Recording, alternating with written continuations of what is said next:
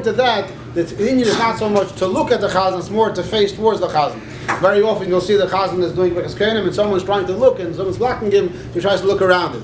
Now some say that's extra because as long as you're facing towards the chazan, even though someone's blocking, it's not necessary. Again, that's what people say. Sefer Menhagim, it doesn't really say that. Says the minhag is liistakil ala chazan, but Sefer Menhagim is talking about the Rebbeim. The Rebbeim always stood right next to the chazan. The chazan stands over here, the Rebbeim stood on the side. So when they looked at the chazan, there's obviously no one's blocking. So it could be that that if someone is blocking, it's not an issue. So it's a svara lakan. If you want to be makbid after to look, you can. But the chayr, it makes sense that all you have to do is be facing towards the chazan.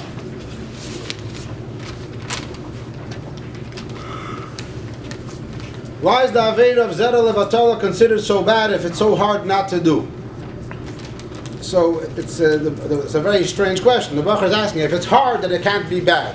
Why is that assumption like that? Because something is hard to do, that's why it has to be permitted. Where does that svara come from? Just because things are hard doesn't mean that they're permitted. Things that are easy doesn't mean that same it doesn't mean that they're usher. Right? It's easy to learn, but it's not forbidden. It's a mitzvah. For some people, it's easy upon. So why is it such a terrible, bad mitzvah? So you have to learn in the Shulchan Aruch, Siman Kuf and Aleph. This is a Kitzur Shulchan Aruch. Every Bachar should learn on his private time. It's not something you're supposed to learn with a chavrus, so more you're supposed to learn on your own. Adaita the Nafshei. And the Shulchan Aruch says, Osir lohitzi shichva zera levatola, v'ovin ze chomur mikol aveda shebatayra. This aveda is worse than all of the avedas in the Torah.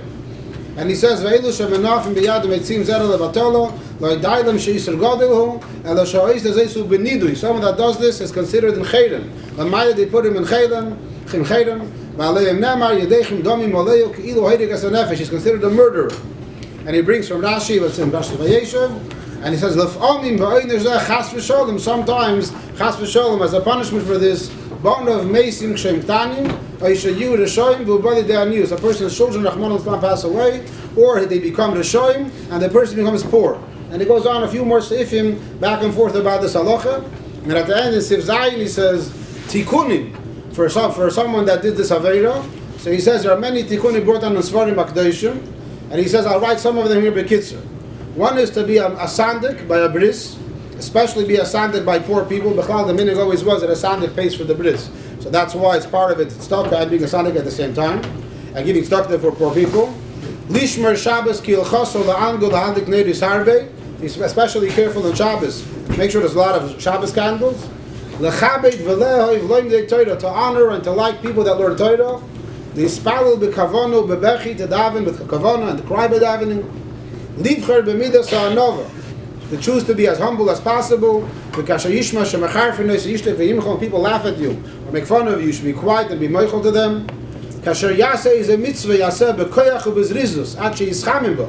When you do any mitzvah, do it with like a shmak and a chayis to the point that your posture starts sweating when you do it. U'befrat b'asiyas ha'matzos l'pesach, especially matzos for Pesach. Obviously, each one of these tikkunim have any explanations according to the previous inyanim. Ma kesher this mitzvah to this avera, but here just in the kitzur. To raise a person's children to Torah in Yerushalayim, to raise a yosem in your house, and to deal with him like he's your own child, to deal with achnosas kala, to get an aliyah at least once a month by a sefer Torah. And when you get the aliyah, make sure to say the brachas out loud and look along with the balkreda and read quietly together with him.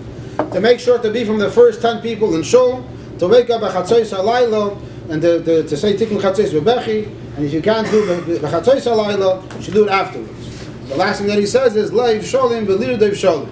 And there's more. I just said the first and last thing of the Siman. Again, Siman Kuf Nun Aleph. It's a Siman that we as Bachrim, we learned it all the time. Again, it wasn't like I would have make jokes out of it. Obviously, this topic, because it's such a holy topic and so sensitive, so obviously many jokes are connected to it. So jokes aside, you have to, on a serious note, every Bachar takes the Siman, learns it a number of times, and every once in a while in your life, you look through it again to give yourself more chayas and more chizuk to overcome this avera.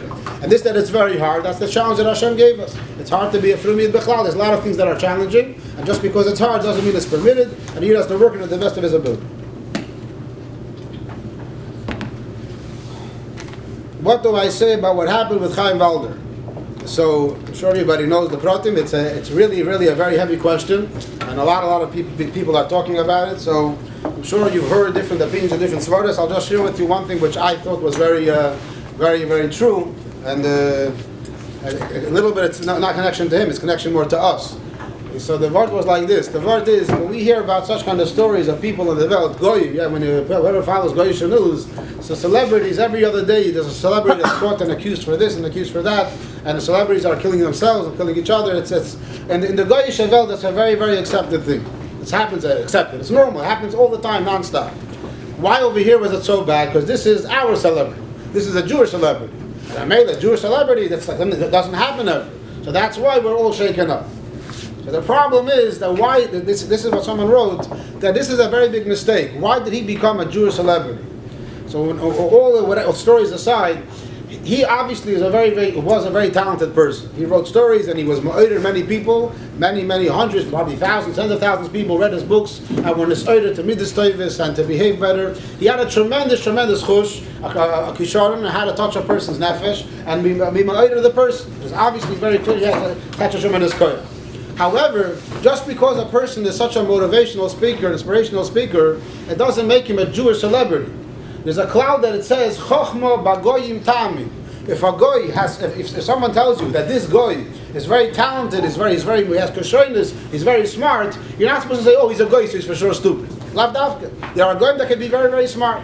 But just because he's a goy and he's very smart, and just because he's very smart, doesn't mean that I have to give him covet now, and I have to he should sit in the mizrach, and he should get the maftir, and give him all the chshivas. He's a goy, and therefore, even though I believe he has chachma, I can appreciate his milas, but he doesn't become a celebrity. I don't start respecting him just because he has a special milah.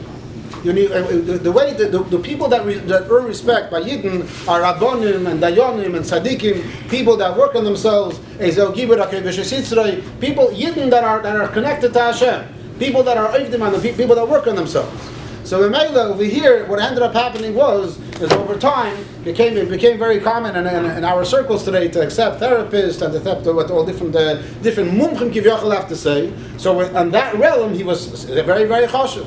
And therefore, he got a lot of respect. And it got to the point that we started mixing up and forgetting that just because he has all those milas doesn't mean he's a Rav or a Talmud Chacham or a Tzaddik or a Bal Midas Teves. All it means is that he's an amazing author. And no one can argue with that. He's an amazing author and did tremendous things. But that doesn't make somebody a celebrity. So b'meila, this whole thing that we're so shaken up now, whoever is into it and is shaken up by it, is because of a mistake l'chatchila. And the mistake is that we have to honor tzaddikim and rabbonim and people that are dedicated their lives to Torah and Ma'asim Torah. That is my small opinion on the matter.